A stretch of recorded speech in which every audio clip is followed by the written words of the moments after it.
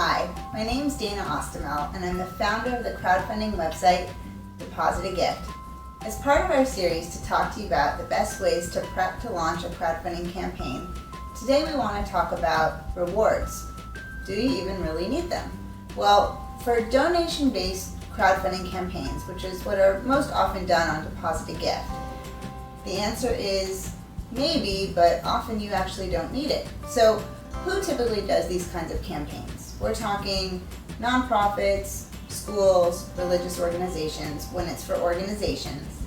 And on the personal side, it's for memorial funds and medical funds.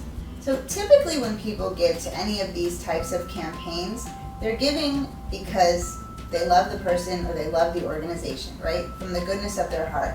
And the best reward that they can get is that warm, fuzzy feeling for doing something nice for an organization or for another person.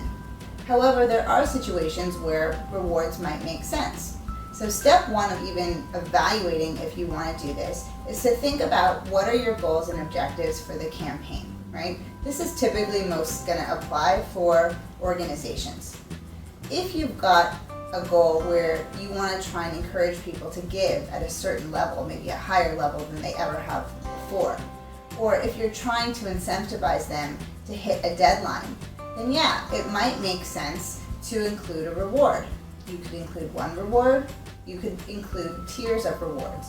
It really depends on what your goals are and also what your bandwidth is. When we're talking about bandwidth, we're talking about capacity for your campaign.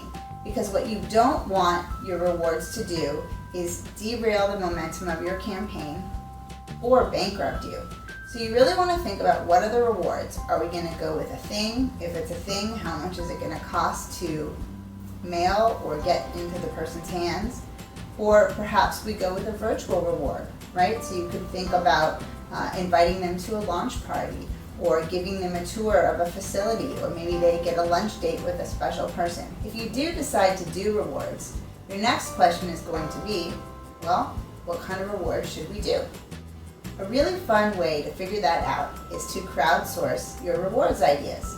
So use social media or your newsletter to put out there to your supporters that you guys are going to be doing a campaign, which, hint, is a great way to sort of plant the idea that your crowdfunding campaign is coming, but also to get a sense of what will people pay for. So you might say, hey, we're going to do a reward at this level. These are the 3 choices we're thinking about. Everybody vote which reward you want.